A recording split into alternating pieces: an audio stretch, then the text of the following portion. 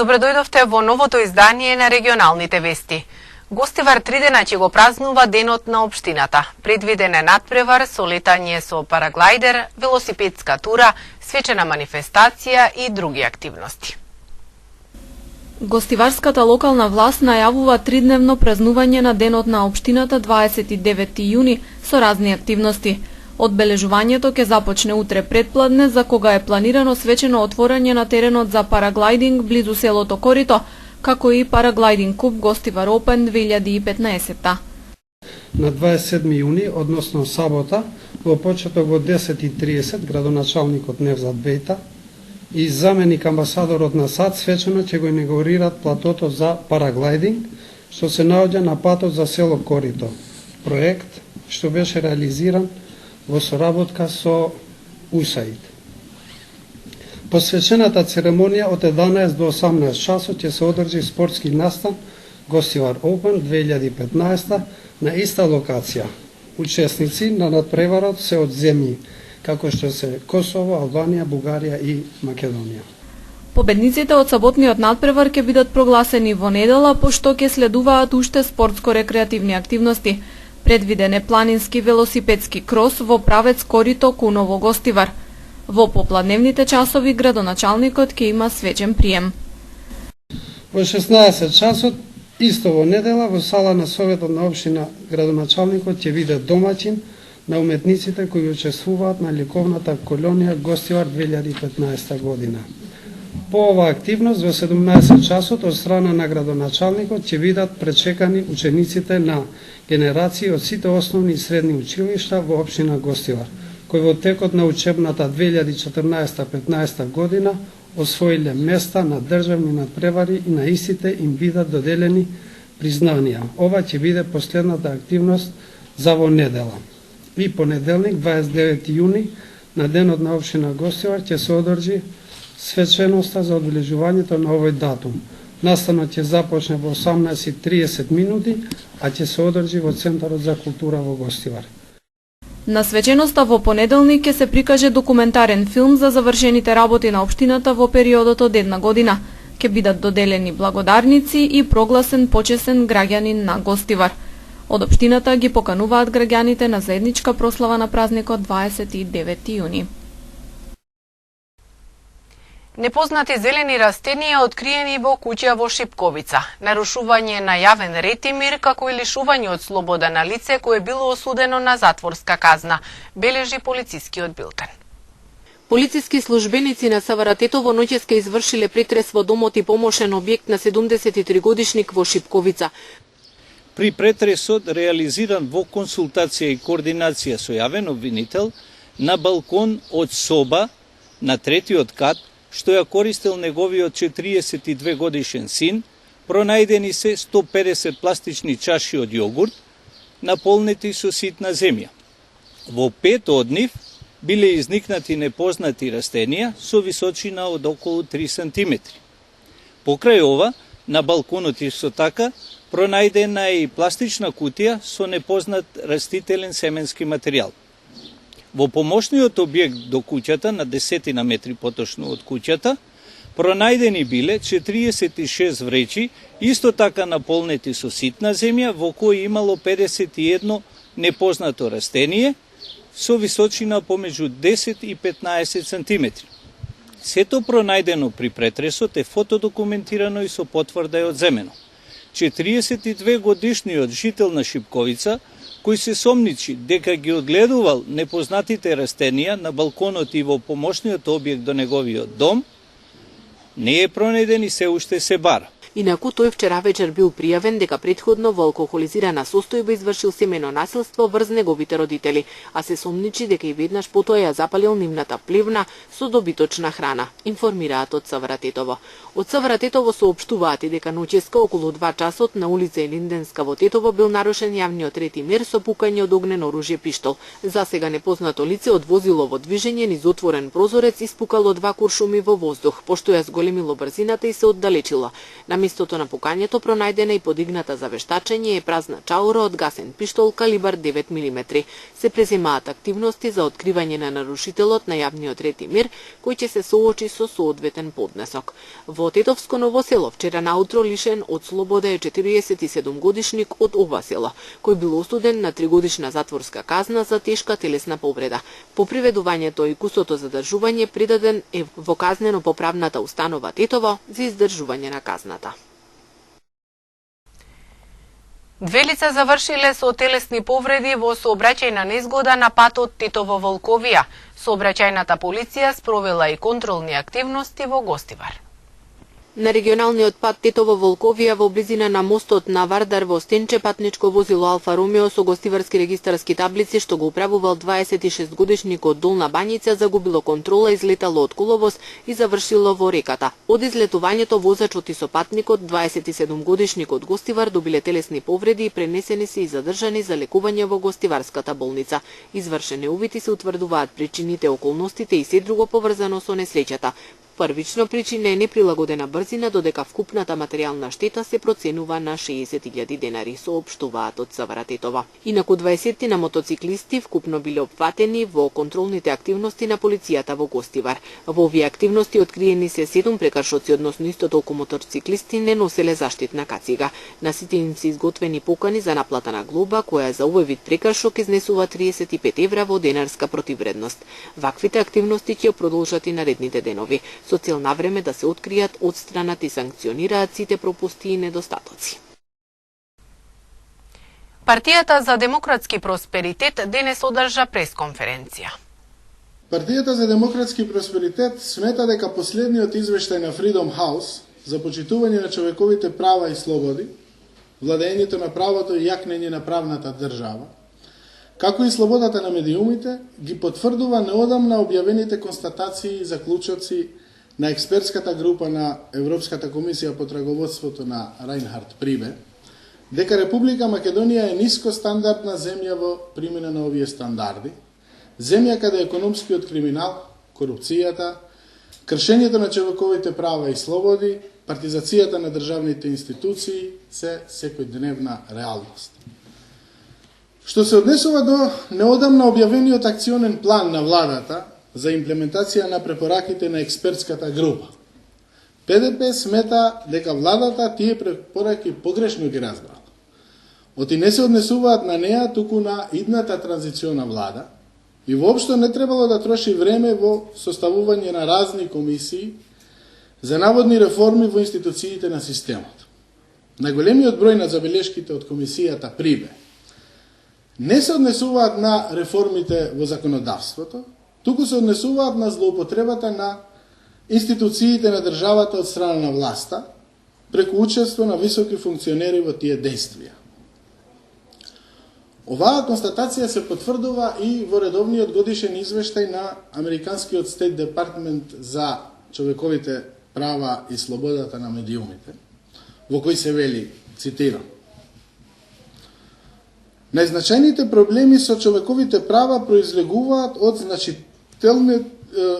значителните нивоа на корупција и од владиниот неуспех целосно да го почитува владењето на правото, вклучувајќи ги континуираните напори за ограничување на слободата на медиумите, мешање во судството и селективно кривично гонење.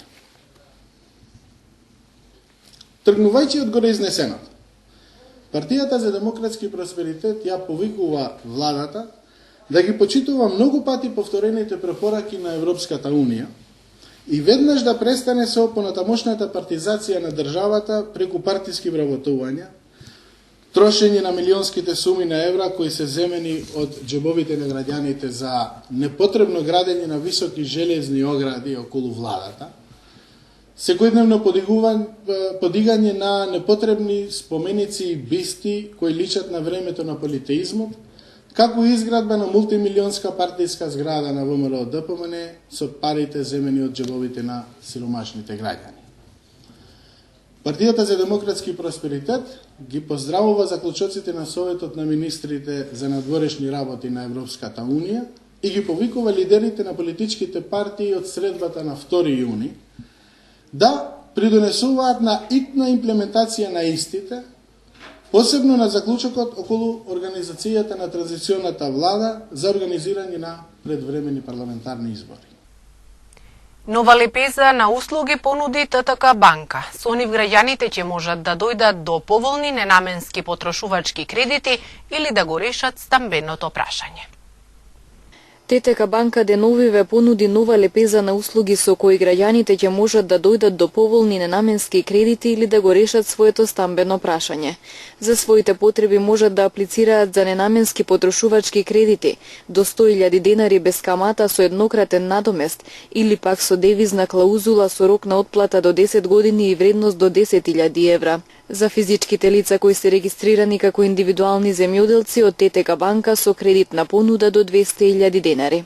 Континуирано прилагодувајќи ја собствената понуда кон состојбата на пазарот и кон потребите на корисниците, актуелно во понудата на банката во моментот се 2 нови кредитни продукти за физички лица, 2 нови кредитни продукти за лицата регистрирани како индивидуални земјоделци и се разбира банката никој пат од својот фокус не го поставува и реалниот сектор и правните лица и овде имаме значајна промена во понудата.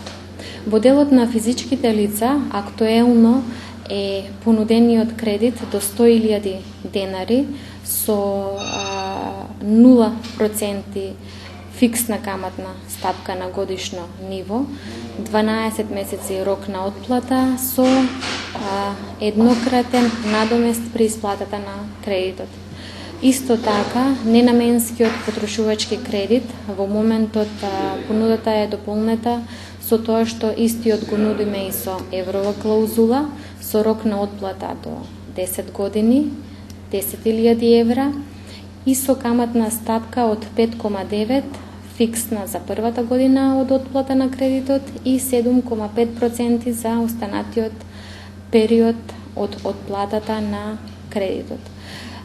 Истиот долгиот рок и ниската камата го прави значајно атрактивен на пазарот, поволен за рефинансирање на веќе постоечки кредитни изложености, но поволен и за дополнителна кредитна изложеност, каде што може корисникот со ниска рата да дојде до поголема сума на средства.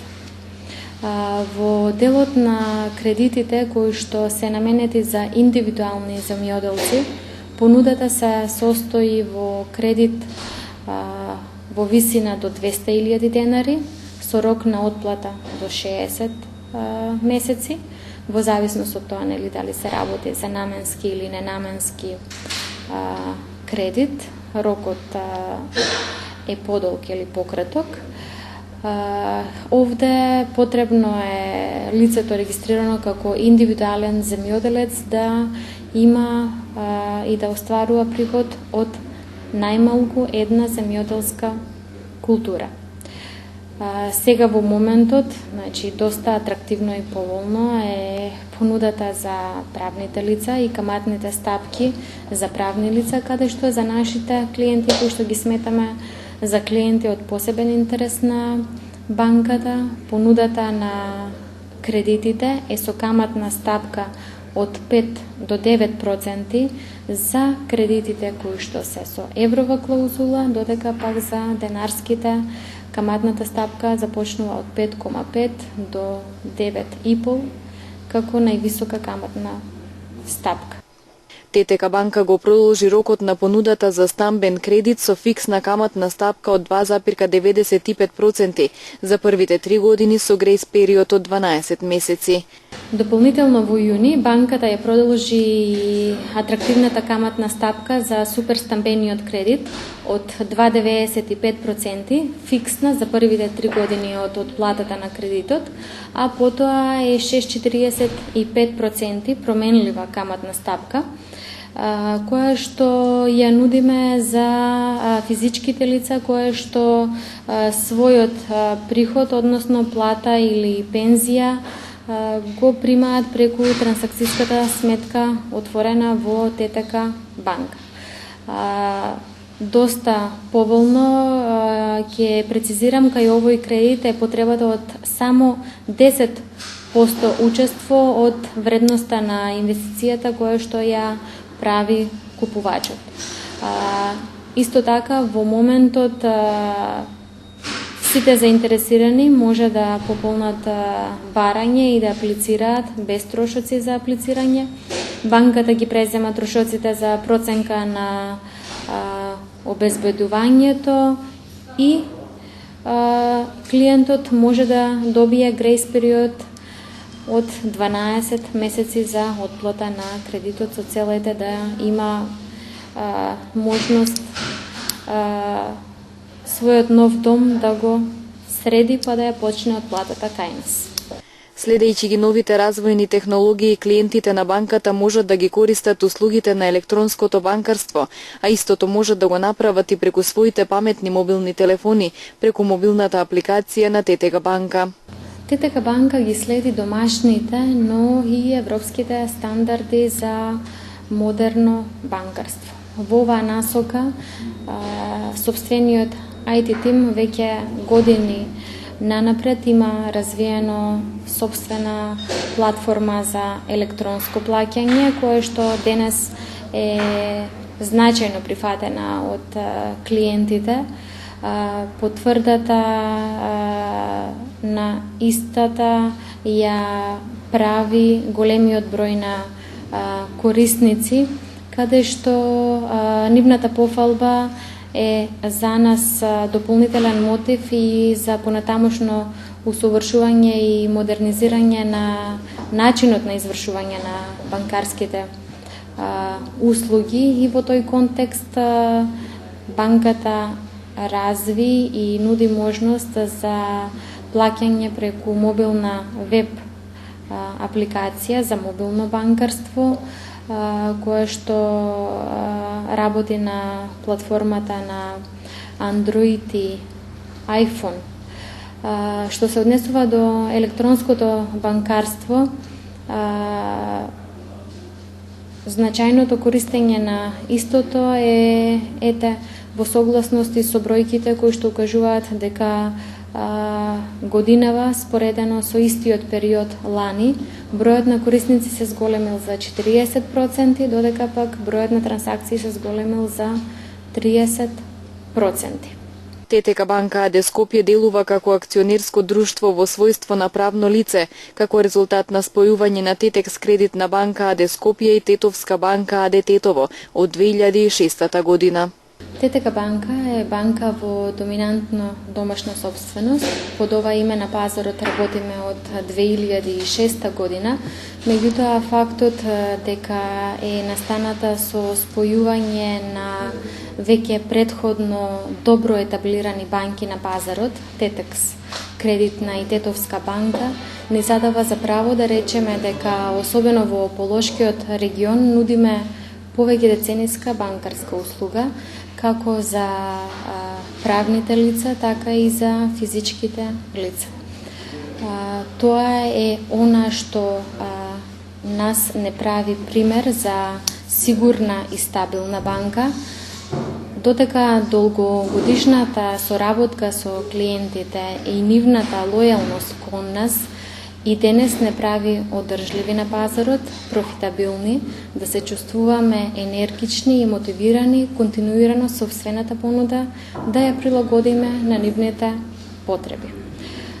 И денеска действуваме како универзална и развојно ориентирана банка, која што е добро капитализирана, стабилна и ликвидна на пазарот.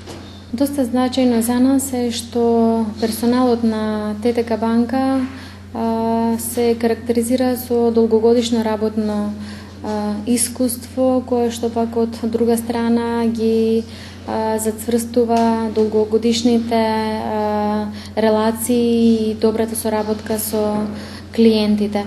Паралелно на ова морам да додадам дека одделот за човечки ресурси континуирано планира и спроведува голем број на обуки кои што го надградуваат професионалното знаење на нашите вработени и затоа годинава очекуваме и двоцифрена бројка на растот на кредитното портфолио на банката. ТТК банка располага со широко распространета мрежа на филијали и експозитури низ целата територија на Македонија. 6 се во Тетовскиот регион, од кои 5 во градот и 1 во Брвеница. Млади автори подготвуваат документарен филм за традицијата на Тетовскиот театар. Работниот наслов е Талија, именуван по божицата на театарот.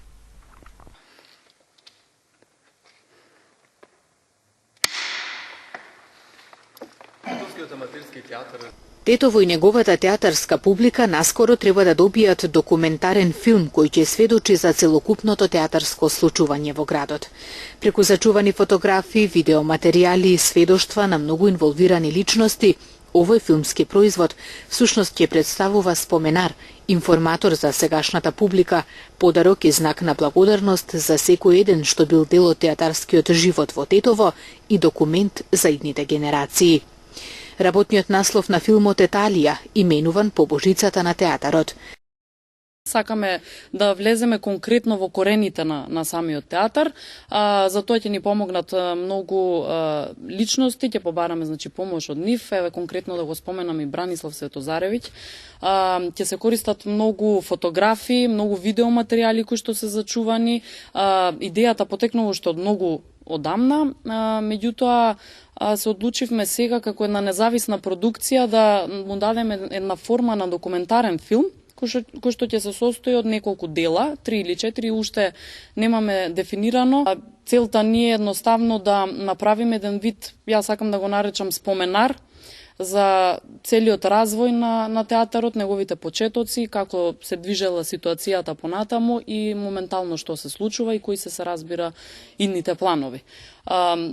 Целта е да му подариме, да речеме, едно документирано издание, визуелно издание, да им поклониме на тетовчани и се разбира на сите оние кои што дале огромен придонес во развитокот на театарот, да им се заблагодариме на некој начин, затоа што традицијата на театарска игра во Тетово сите ја знаеме, постои одамна, се негува театарот, тетовци го сакаат театарот како уметност и на еден начин да им се одолжиме за сето она кое што го направиле до сега и да остане нели за понатаму нешто како да го наречам документ, визуелен нели документ кој што ќе остане запаметен и кој што ќе остане како спомен за целокупниот развој на таа уметност овде во Тетово.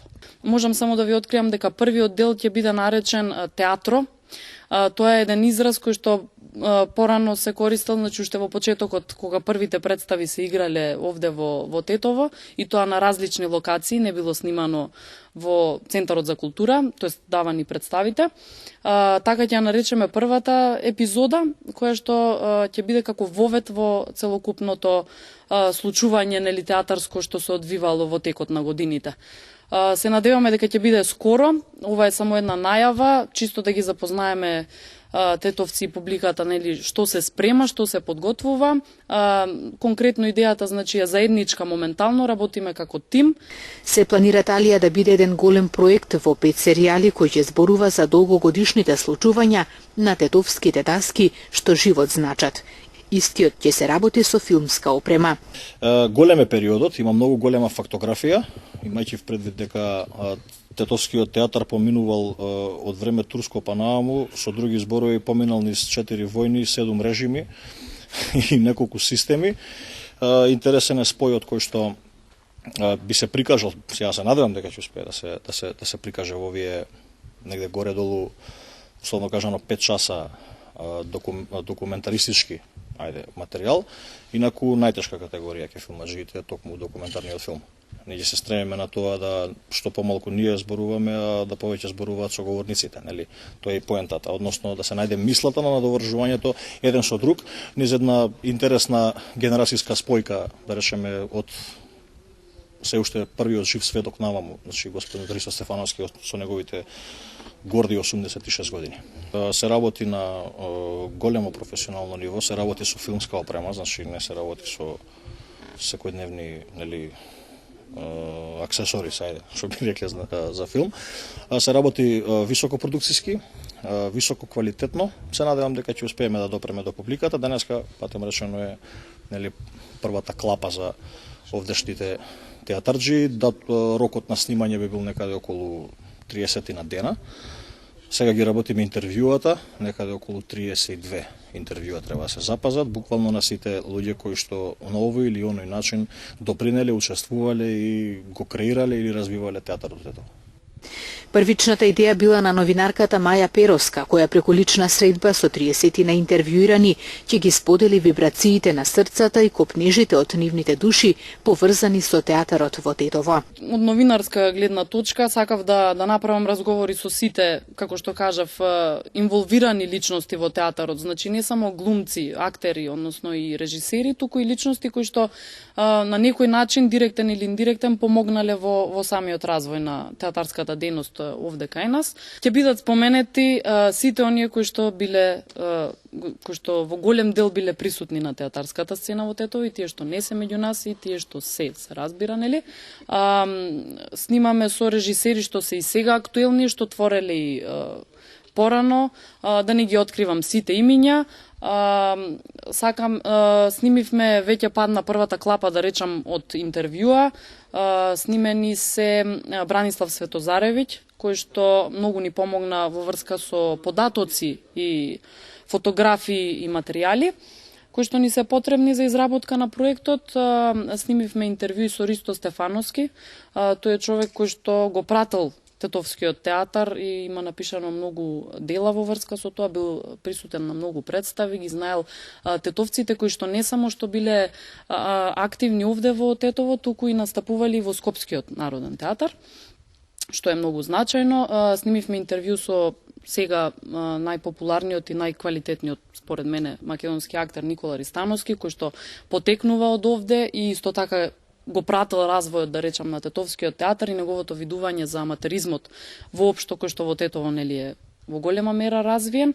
А ќе снимиме интервјуа, се разбира, и со оние кои што сега се присутни на театарската сцена, актери и личности, нели, инволвирани на кој да е начин. Еве само неколку да споменам: Владимир Јовановски, Зоран Јовановски, Саша Серафимовски, Андреа Ѓорѓевски и така натаму.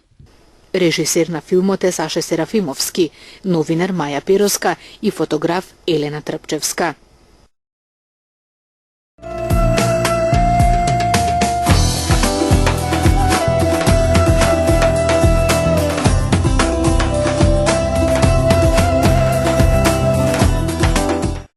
Во најновиот извештај на Стейт Департментот за почитување на човековите права во светот се наведува дека најзначајните проблеми со човековите права во Македонија во минатата година потекнуваат од значителните нивоа на корупција и од неуспехот на владата целосно да го почитува владењето на правото. Во извештајот се додава правосудниот систем во земјава се карактеризира со политичко мешање, неефикасност и фаворитизам спрема добро поставените лица.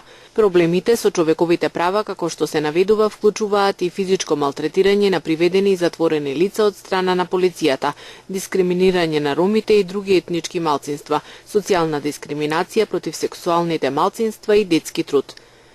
Премиерот Никола Груевски во интервју за Financial Times вели дека е подготвен да ги прифати предлозите на опозицијата за распределба на клучните позиции во периодот до предвремените избори, но не прифаќа да се повлече од премиерската функција. Со тоа не се согласуваме. Само граѓаните имаат право да кажат кој треба да влезе во владата, а кој да биде во опозиција, вели Груевски. Тој не исклучува ниту можноста Државната изборна комисија да добие поголеми овластувања. Подготвени сме да прифатиме многу идеи кои ќе ја зголемат довербата на опозицијата кон изборниот процес. Ги поканувам наблюдувачите на опции од секаде. Колку повеќе ќе дојдат, толку подобро за нас, бидејќи ќе видат дека се ќе биде направено на фер и демократски начин, вели Груевски во интервјуто. Раководството на македонската полиција не планира да ги затвори 28-те полициски станици за кои народниот правобранител Иџет Мемети нагласи дека не ги исполнуваат ниту минималните услови и стандарди за нормална работа на персоналот. Мемети нагласи и дека условите во затворите се влошуваат од година во година. За условите и минималните стандарди за најголемиот македонски затвор Идризово, Мемети и годинава немаше убав збор. Според правобранителот, условите се влошуваат бидејќи таму се гради нова зграда.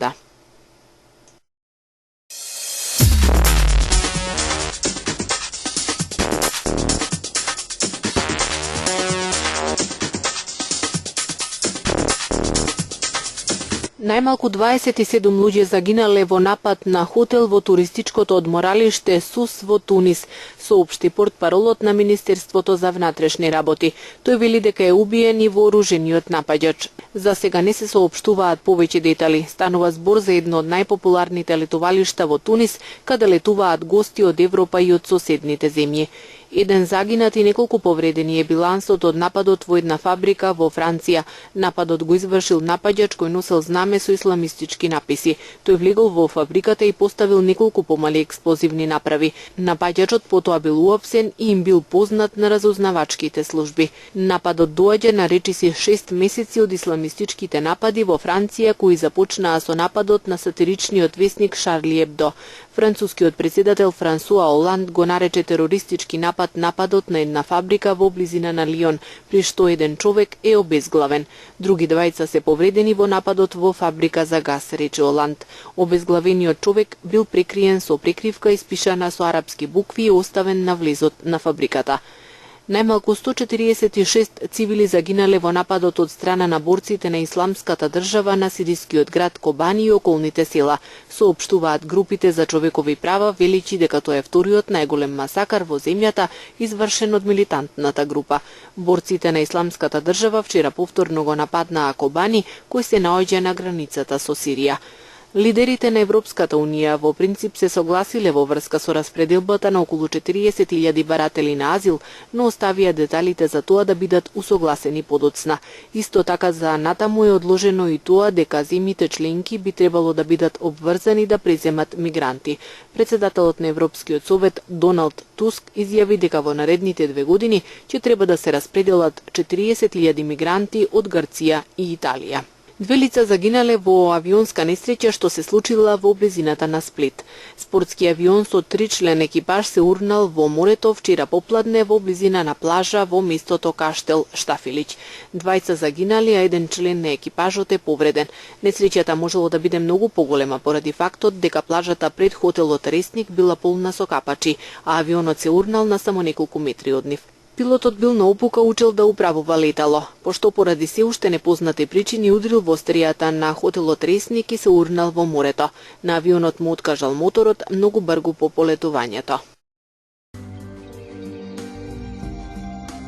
Денес имавме сончево време со мала до умерена облачност. Попладне наместа имаше врнежи од дожд. Утринските температури се движеа од 12 до 17, а дневните од 18 до 23 степени. Утре не очекува променливо облачно време. Предпладне со повремен дожд, особено во југоисточните делови. Попладне облачноста ќе се намалува. Утринските температури ќе се движат од 11 до 17, а дневните од 19 до 27 степени. Дојдовме и до крајот на ова издание на регионалните вести. Ви благодариме на вниманието со кое што и овој пат не следевте. Имајте пријатен ден.